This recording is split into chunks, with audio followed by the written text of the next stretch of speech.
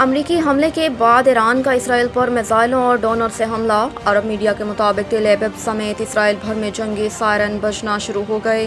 فضائی دفاعی نظام فعال کر دیا گیا۔ خبر ایجنسی کے مطابق اسرائیلی شہر حیفا پر متعدد ایرانی میزائل گرنے کی اطلاعات۔ تل ابیب میں بھی متعدد دھماکوں کی آوازیں سنی گئیں۔ اسرائیل میڈیا کے مطابق ایران کے تازہ میزائل حملوں سے اسرائیل کے مختلف حصوں میں نقصانات ہوئے۔ ایرانی میڈیا کے مطابق ایرانی پاسداران انقلاب نے اتوار کی صبح اسرائیل پر جوابی میزائل اور ڈرون حملوں کی ایک نیا سلسلہ شروع کیا۔ پاسداران انقلاب کے ترجمان کے مطابق حیفا اور تل ابیب میں اسرائیل کے 14 اسٹریٹجک اہداف کو نشانہ بنایا گیا۔ ترجمان کے مطابق یہ حملے اب تک کے سب سے کامیاب حملوں میں سے ایک ہے۔ ترجمان پاسداران انقلاب کا کہنا ہے کہ حیفا میں طویل فاصلے تک مار کرنے والے قادر ایف میزائلوں سے حملہ کیا گیا۔ حملے میں اسرائیلی فوج کے سافٹ ویئر کمپنیوں کی دفاتر، power plant, oil refinery, air base, اسرائیلی سائبر کمانڈ سمیت رافیل ایڈوانسڈ ڈیفنس سسٹمز کے ہیڈ کوارٹر کو نشانہ بنایا گیا۔ اسرائیلی میڈیا کے مطابق اسرائیل کے 10 مقامات پر ایرانی میزائل حملوں سے نقصانات ہوئے ہیں۔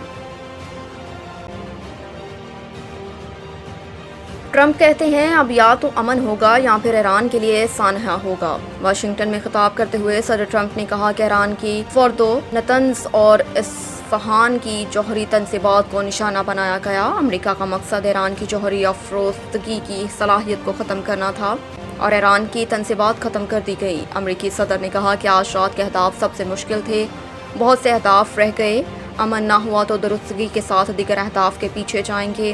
صدر ٹرمپ نے کہا کہ ایران کو اب امن قائم کرنا چاہیے۔ امن قائم نہ کرنے کی صورت میں مستقبل کے حملے بہت زیادہ شدید ہوں گے اور اب یا تو امن ہوگا یا پھر ایران کے لیے سانحہ ہوگا۔ امریکی صدر کا کہنا تھا کہ دہشت گردی کی دنیا کی نمبر 1 ریاست کی طرف سے لاحق جوہری خطرے کو روکنا تھا۔ آج دنیا کو بتا سکتا ہوں کہ فضائی حملے شاندار فوجی کامیابی ہے۔ ایران کو اب امن قائم کرنا چاہیے۔ وہ ایسا نہیں کرتے تو مستقبل کے حملے کہیں زیادہ سخت اور بہت آسان ہوں گے۔ ان کا کہنا تھا کہ اسرائیلی وزیر اعظم کا شکریہ ادا کرتا ہوں، انہیں مبارکباد دیتا ہوں، ہم نے ٹیم کے طور پر کام کیا اور اسرائیل کو لاحق خطرے کو ختم کیا۔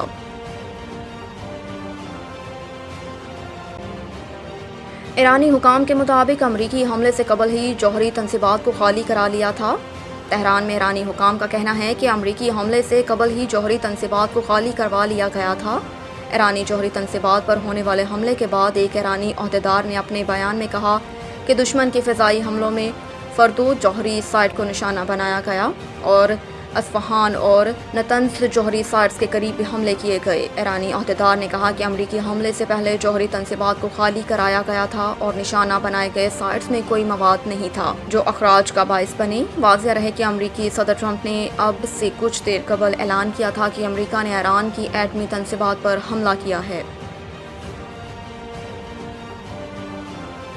جہاد کا اعلان صرف ریاست کر سکتی ہے، کسی فرد یا گروہ کو یہ اختیار حاصل نہیں۔ D G I S P R lieutenant general Ahmed Sharif Chaudhry نے کراچی میں مختلف مذاہب اور سماجی حلقوں سے تعلق رکھنے والے افراد سے ملاقات اور تبادلہ خیال کیا۔ آئی ایس پی آر کی جاری کردہ اعلامیہ کے مطابق مختلف مذاہب اور سماجی حلقوں نے D G I S P R کا والہانہ خیر مقدم کیا، ان سے بھرپور اظہار یکجہتی کیا۔ اس موقع پر گفتگو کرتے ہوئے ترجمان پاک فوج نے کہا کہ پاکستان میں تمام مذاہب کے ماننے والے برابر کے شہری ہیں۔ تمام مذاہب کو آئینی طور پر مکمل حقوق حاصل ہیں کیونکہ قومی اتحاد برابری اور ہم آہنگی سے ہی قائم رہتا ہے۔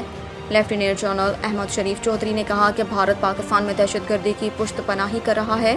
پاک فوج جدید جنگی حکمت عملی کے ساتھ دشمن کو جواب دے رہی ہے۔ D G I S P R کا مزید کہنا تھا کہ نسلی یا لسانی نفرت جہالت ہے۔ تمام پاکستانی برابر متحد رہیں گے تو کوئی طاقت ہمیں شکست نہیں دے سکتی۔ جہاد کا اعلان صرف ریاست کر سکتی ہے، کسی فرد یا گروہ کو یہ اختیار حاصل نہیں۔ ملاقات کے دوران مختلف مذاہب اور سماجی طبقات کے نمائندوں نے D G I S P R کے ساتھ ملاقات کو قابل قدر قرار دیا، ان کا شکریہ ادا کیا اور اس خواہش کا اظہار کیا کہ آئندہ بھی اس نوعیت کی نشستیں جاری رہنی چاہیے۔